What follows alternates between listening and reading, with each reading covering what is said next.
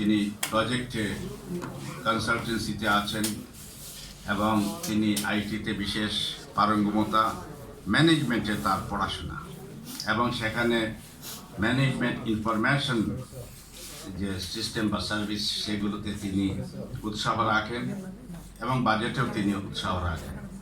আশা করব তিনি IT sector সহ আমাদের তরুণ প্রজন্মের এমপ্লয়মেন্ট সহ বাজেটের প্রত্যাশার উপর আলোকপাত করবেন। ধন্যবাদ।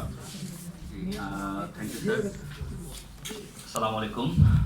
আমরা প্রাক বাজেট আলোচনা করছি এমন একটা সময় যখন আসলে আমরা একটা ট্রানজিশন পিরিয়ড পার করছি। এই অর্থে যে দীর্ঘ 17 বছরের ফ্যাসিবাদের নিপীড়নের পর নির্বাচিত একটা সরকার পেয়েছি আমরা। তো এই সরকারের কাছে অনেক এক্সপেকটেশন আমাদের, কিন্তু সেই এক্সপেকটেশনের জায়গায় আমরা যদি গ্যাপ দেখতে পাই তাহলে হচ্ছে যে আসলে আমরা ইকোনমিকে যে স্টেবল করব সেই স্টেবল কন্ডিশনে দেশকে নিয়ে যেতে পারবো না।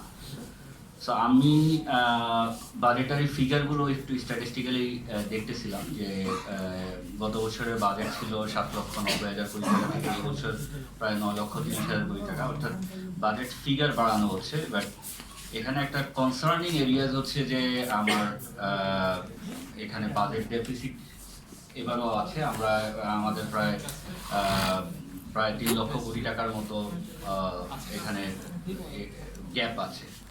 সো এই যে গ্যাপটা আমরা যদি দেখি যে আমাদের টোটাল ইকোনমির ডেপ্থ হচ্ছে এখন প্রায় 24 লক্ষ কোটি টাকা এবং প্রত্যেক বছর 3 লক্ষ কোটি টাকা ঋণ বাড়তেছে।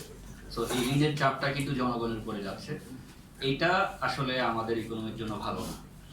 তো আমরা যদি এটা থেকে উত্তরণের উপায়গুলো যদি দেখি, আমরা আসলে দেখা উচিত যে পলিসি ফেইলিয়ারগুলো লাস্ট 17 ইয়ার্সে যে পলিসিগুলো নেওয়া হয়েছে সেগুলো অনেক আমরা 2006-07 যে বাজেট ফিগার 60,000 আমাদের প্রায় 60,000 কোটি টাকা থেকে এটা প্রায় 8 লক্ষ কোটি টাকায় গিয়েছে।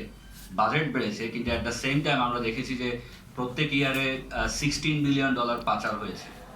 And $16 billion it is equivalent to our ADP. আমাদের লাস্ট ইয়ারের এডিপি ছিল 2,30,000 কোটি টাকা, যেটা 16 বিলিয়নের প্রায় 2 লক্ষ কোটি টাকার মতো। সো ইন্টারেস্টিংলি এবারও এডিপিতে আমরা 2,30,000 কোটি টাকা থেকে 3 লক্ষ কোটি টাকা যাচ্ছি। সো আমাদের ডেভেলপমেন্ট অ্যাকচুয়ালি হচ্ছে। আমরা যদি বলি যে ডেভেলপমেন্টের এডিপির বাস্তবায়নটা যদি দেখি, লাস্ট ইয়ারে before election only ADP 20% execute হয়েছে। তাহলে আপনি এডিপি নিয়েছেন কিন্তু সেই ফিগারে মাত্র 20% এক্সিকিউট হচ্ছে অ্যান্ড এক্সপেক্টেড রেট হচ্ছে নিয়ারলি 40%। দ্যাট মিনস আমার যে এডিপি আমরা ফিগারেটিভলি বলতেছি, অ্যাকচুয়ালি এটা প্রপারলি ইমপ্লিমেন্ট করা হচ্ছে না। তাহলে আমরা কেন বাজেট ফিগারকে বাড়াচ্ছি?